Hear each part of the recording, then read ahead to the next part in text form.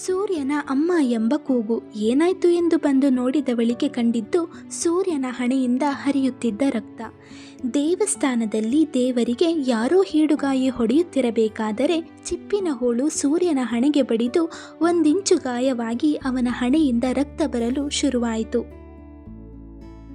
ಅಯ್ಯೋ ರಕ್ತ ಎಂದು ಸುಮ್ಮನೆ ನಿಂತು ಬಿಟ್ಟಳು ಮಧು.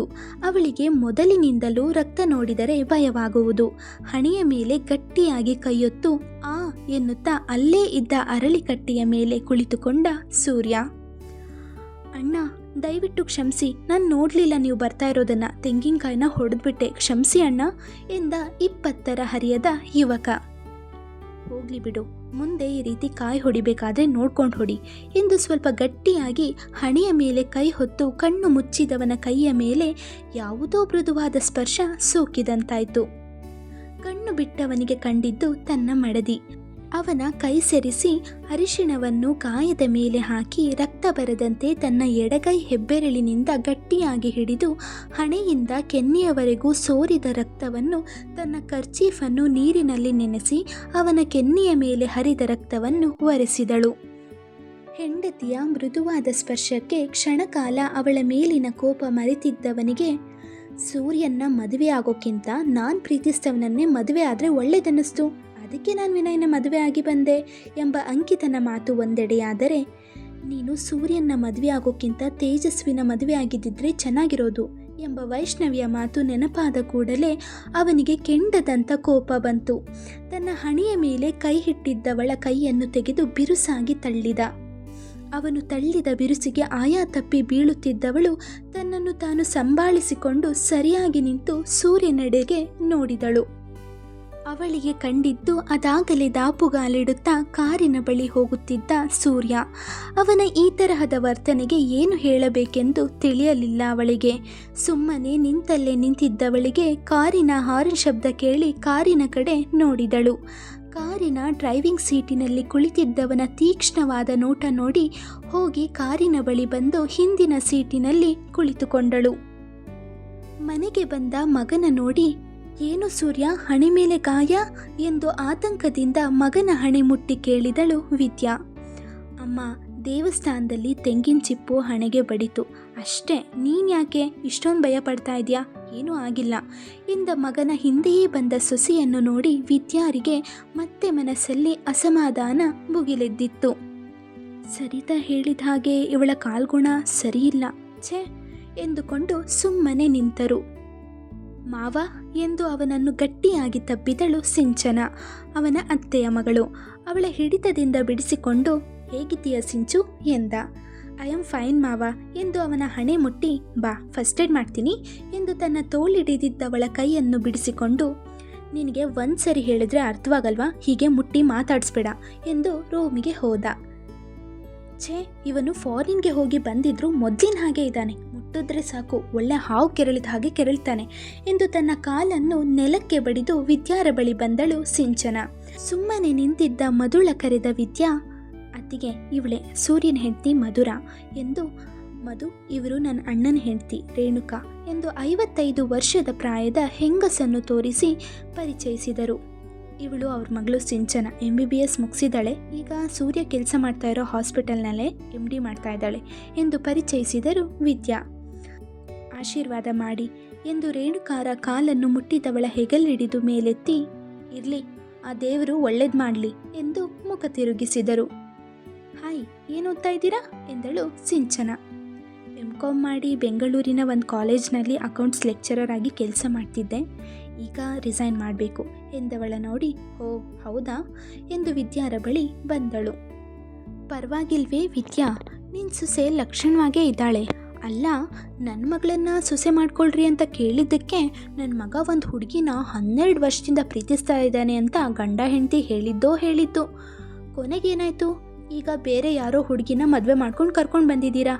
ಮದುವೆ ಮಂಟಪದಲ್ಲಿ ಮದುವೆ ನಿಂತಾಗ ನಿನಗೆ ನಾನು ನನ್ನ ಮಗಳು ನೆನಪಾಗ್ಲಿಲ್ವಾ? ಅವಳು ಯಾರನ್ನೋ ಸೊಸೆ ಮಾಡ್ಕೊಳ್ಳೋ ಬದಲು ನನ್ನ ಮಗಳನ್ನೇ ಮದುವೆ ಮಾಡ್ಕೊಂಡಿದ್ದಿದ್ರೆ ಆಗ್ತಾ ಇರಲಿಲ್ವಾ?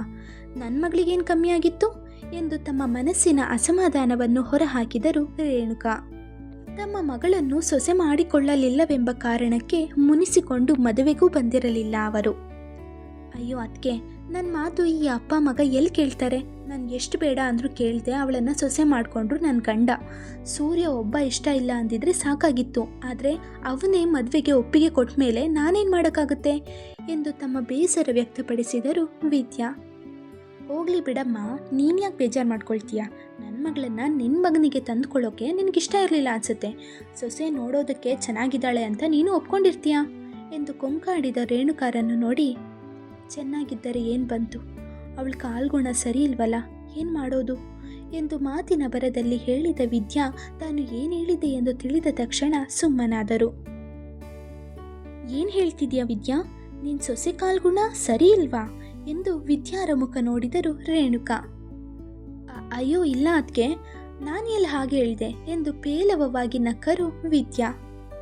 ನನಗೆ ಗೊತ್ತು ವಿದ್ಯಾ, ನೀನು ಯಾವತ್ತೂ ನನ್ನ ಮುಂದೆ ಗಂಡ ಮಕ್ಕಳು ಸೊಸೆನ ಬಿಟ್ಕೊಡಲ್ಲ ಬಿಡು ಎಂದು ನಾವಿನ್ನು ಹೊರಡ್ತೀವಮ್ಮ ಎಂದು ಹೊರಡಲು ನಿಂತ ರೇಣುಕಾರ ಕೈ ಹಿಡಿದ ವಿದ್ಯಾ, ಅದಕ್ಕೆ ಮಧು ಕಾಲ್ಗುಣ ಸರಿ ಇಲ್ಲ ಎಂದು ಅವ್ರ ದೊಡ್ಡಮ್ಮ ಹೇಳಿದ್ರು. ಇಂದು ಮದುವೆ ಛತ್ರದಲ್ಲಿ ಸರಿತಾ ಹೇಳಿದ ಎಲ್ಲ ಮಾತು ಹೇಳಿದರು ವಿದ್ಯಾ. ಹೌದೇನೆ ವಿದ್ಯಾ, ನನಗೂ ಹಾಗೆ ಅನ್ನಿಸ್ತು ಕಣೆ. ಅವಳ ಕಾಲ್ಗುಣ ಸರಿ ಇಲ್ದಲೇ ಇರೋದಕ್ಕೆ ಸೂರ್ಯನ ಹಣೆಗೆ ಗಾಯ ಆಗಿರೋದು. ಹುಷಾರು ಕಣೆ, ನಮ್ಮೂರಲ್ಲೂ ಹೀಗೆ ಆಗಿತ್ತು. ಮದುವೆ ಆಗಿ 3 ತಿಂಗಳಿಗೆ ಆ ಹುಡುಗ ಸತ್ತೋದ ಎಂದು ಪ್ರಶಾಂತವಾದ ಸರೋವರದಂತಿದ್ದ ವಿದ್ಯಾರ ಮನಸ್ಸಿಗೆ ಕಲ್ಲು ಹೊಡೆದರು ರೇಣುಕಾ.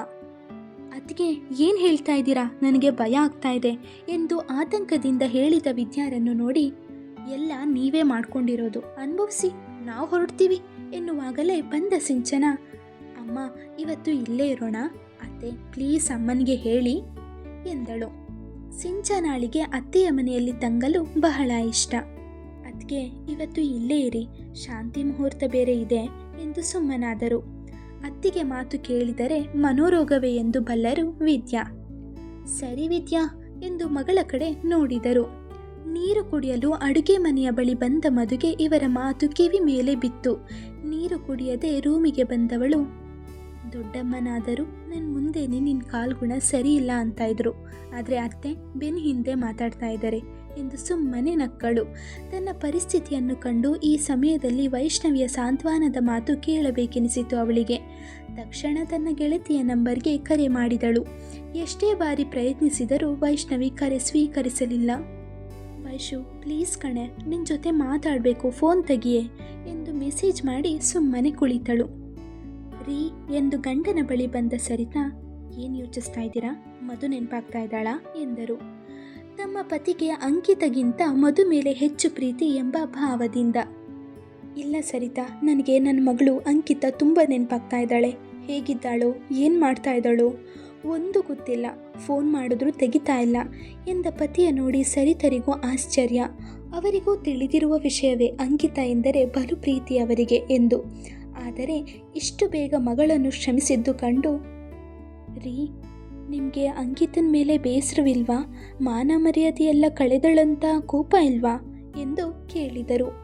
ಸರಿತಾ, ಮಾನ ಮರ್ಯಾದೆ ಎಂದು ಸೂರ್ಯ ಮತ್ತು ಮಧು ಮದುವೆ ಮಾಡೋ ಭರದಲ್ಲಿ ನನ್ನ ಮಗಳು ಯಾರನ್ನ ಮದುವೆ ಆದ್ಲು, ಅವನು ಕೆಟ್ಟವನ ಅಥವಾ ಒಳ್ಳೆಯವನ, ಏನು ಕೆಲಸ ಮಾಡ್ತಾ ಇದ್ದಾನೆ ಅಂತಲೇ ತಿಳ್ಕೊಳ್ಳಿಲ್ಲ ಎಂದು ಕಣ್ಣೀರಾದ ಪತಿಯನ್ನು ನೋಡಿ ಅವರ ಕಣ್ಗಳಲ್ಲೂ ನೀರು ಬಂದಿತ್ತು. ಅಮ್ಮ, ನಮ್ಮ ಮಾನ ಮರ್ಯಾದೆನ ತೆಗೆದು ಯಾರನ್ನೋ ಮದುವೆ ಆಗಿ ಬಂದವಳನ್ನ ನೆನೆಸ್ಕೊಂಡು ಯಾಕೆ ಹೀಗೆ ಕೊರಗ್ತಾ ಇದ್ದೀರಾ? ಅವಳ ಮೇಲಿರೋ ಕುರುಡು ಪ್ರೀತಿನ ಸ್ವಲ್ಪ ಕಡಿಮೆ ಮಾಡ್ಕೊಳ್ಳಿ. ಸ್ವಲ್ಪ ದಿನ ಆದಮೇಲೆ ಅವಳೇ ವಾಪಸ್ ಮನೆಗೆ ಬರ್ತಾಳೆ ಎಂದನು ಕಾರ್ತಿಕ್. ಕಾರ್ತಿಕ್, ನಿನಗೆ ಹೆತ್ತವರ ಸಂಕಟ ಅರ್ಥ ಆಗೋದಿಲ್ಲ. ಕುರುಡು ಪ್ರೀತಿ ಅಲ್ಲ, ಅದು ಕರುಳ ಪ್ರೀತಿ. ನಿಮಗೂ ಒಂದು ಮಗು ಆದರೆ ಎಲ್ಲ ಅರ್ಥ ಆಗುತ್ತೆ ಎಂದು ಕಣ್ಣೀರು ಒರೆಸಿಕೊಂಡು ಸರಿತಾ ಗಂಡನ ಭುಜಕ್ಕೆ ಒರಗಿದರು. ಅಪ್ಪ, ನೀವ್ಯಾಕೆ ಇಷ್ಟೊಂದು ಚಿಂತೆ ಮಾಡ್ತಾ ಇದ್ದೀರಾ? ನಿಮ್ಮ ಮೇಲೆ 2 ದಿನ ಕೋಪ ಮಾಡಿಕೊಂಡು ಆಮೇಲೆ ಅವಳೇ ಸರಿಯಾಗಿ ಮನೆಗೆ ಬರ್ತಾಳೆ. ಅವಳೇನು ಚಿಕ್ಕ ಮಗುನಾ? ಹೌದು, ಯಾರಾದರೂ ಮಧು ಹೇಗಿದ್ದಾಳೆ ಅಂತ ಯೋಚಿಸಿದ್ದೀರಾ ಎಂದ ಮಗನ ಮುಖ ನೋಡಿ ಸಣ್ಣಗೆ ನಕ್ಕ ವೀರಭದ್ರರು.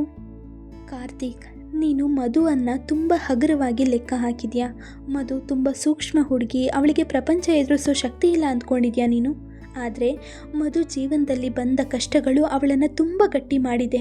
ಅವಳ ಜೀವನದಲ್ಲಿ ಯಾರಿಲ್ಲ ಅಂದರೂ ಬದುಕೋ ಧೈರ್ಯವಿದೆ ಅವಳಿಗೆ. ಜಗತ್ತನ್ನು ತುಂಬ ಚೆನ್ನಾಗಿ ಅರ್ಥ ಮಾಡ್ಕೊಂಡಿದ್ದಾಳೆ. ಆದರೆ ಅಂಕಿತನಿಗೆ ಪ್ರಪಂಚದ ಜ್ಞಾನ ಇಲ್ಲ. ದುಡುಕು ಸ್ವಭಾವ ಬೇರೆ, ಎಲ್ಲರನ್ನೂ ನಂಬುತ್ತಾಳೆ.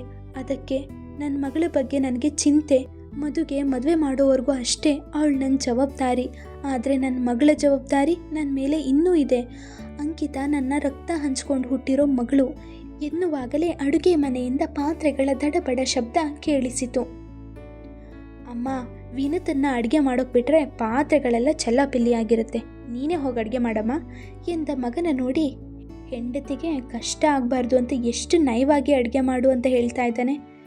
ನಾನು ಹೀಗೆ ಅಲ್ವಾ, ಏನಾದರೂ ಕೆಲಸ ಆಗಬೇಕಾದ್ರೆ ಮದುಗೆ ನಯವಾಗಿ ಹೇಳ್ತಿದ್ದೆ, ಆಮೇಲೆ ಅವಳನ್ನು ಅಷ್ಟೇ ನಿಂದಿಸ್ತಾ ಇದ್ದೆ ಎಂದು ಅಡುಗೆ ಮನೆಯ ಕಡೆ ಹೊರಟರು ಸರಿತಾ.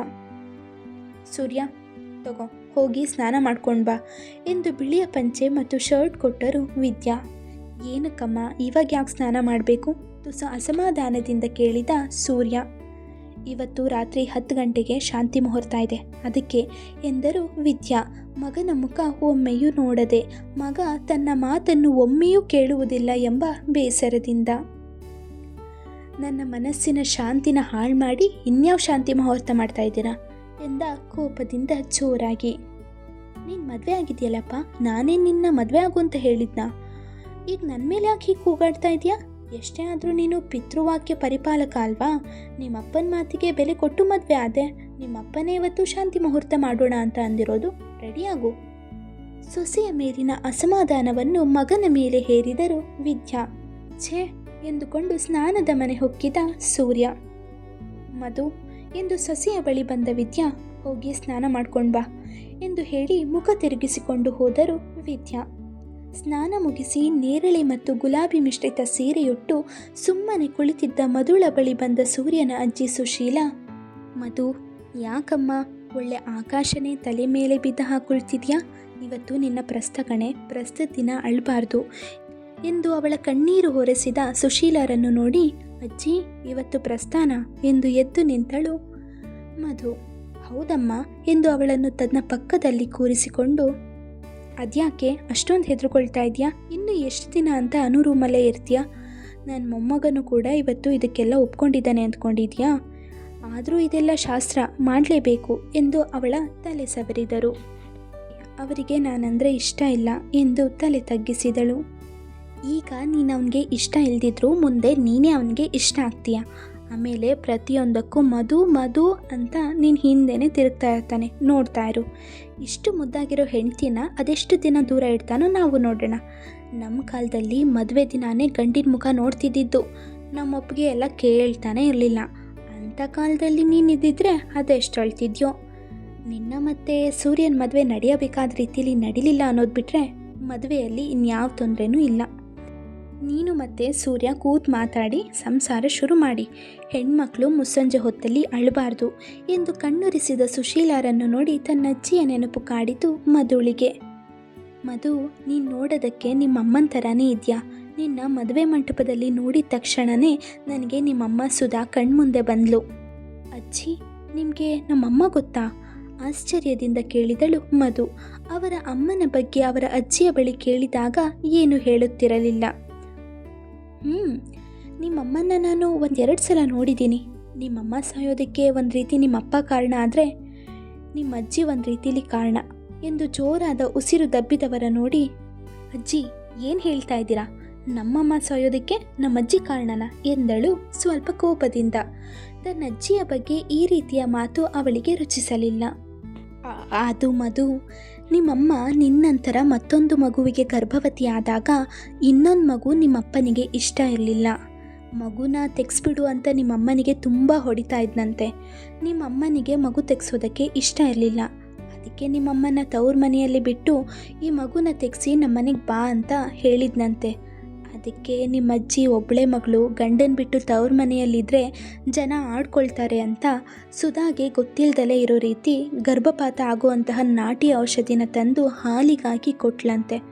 ಆಗ ಸುಧಾಗೆ ಗರ್ಭಪಾತವಾಗಿ ವಿಪರೀತ ರಕ್ತಸ್ರಾವವಾಗಿ ನಿಮ್ಮ ಅಮ್ಮ ಸತ್ತಳಂತೆ. ನಿಮ್ಮಮ್ಮ ಸತ್ತ ಮೇಲೆ ನಿಮ್ಮಪ್ಪ ಮದುವೆಗೂ ಮುಂಚೆಯಿಂದ ಪ್ರೀತಿಸ್ತಾ ಇದ್ದಂತಹ ಹುಡುಗಿನೇ ಮದುವೆ ಆಗಿ ಯಾರಿಗೂ ಹೇಳ್ದೆ ಕೇಳದೆ ಊರು ಬಿಟ್ಟು ಹೊರಟೋದ ಎಂದು ನಿಮ್ಮ ದೊಡ್ಡಮ್ಮ ಸರಿತಾನೆ ಹೇಳಿದ್ದು ಮಧು.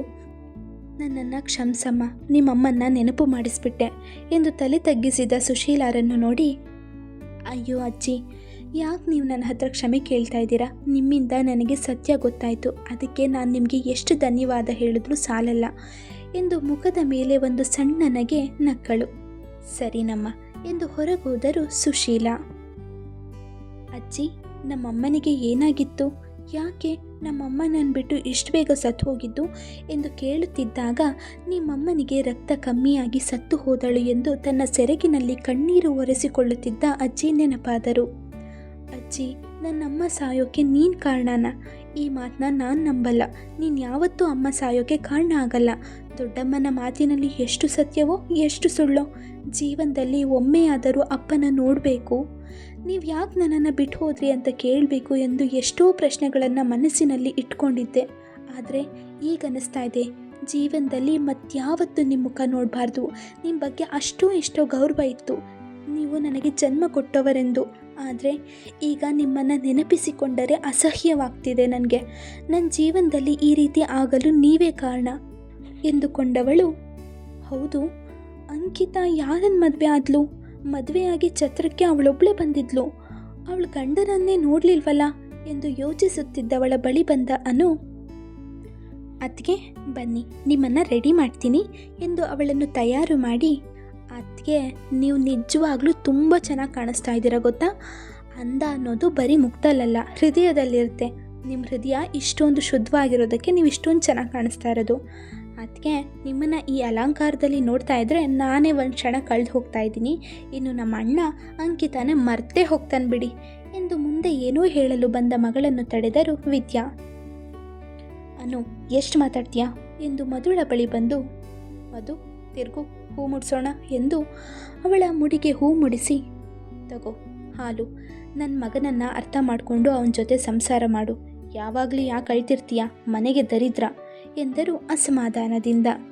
ಬೆಳಗ್ಗೆಯಷ್ಟೇ ಚೆನ್ನಾಗಿದ್ದ ಅತ್ತೆ ರಾತ್ರಿಯಷ್ಟರಲ್ಲಿ ಬದಲಾಗಿದ್ದಾರೆ ಎಂದು ಸುಮ್ಮನೆ ನಿಂತಳು. ಅವಳನ್ನು ಮಗನ ರೂಮಿನ ಬಳಿ ಬಿಟ್ಟು ಹೋದರು ವಿದ್ಯಾ.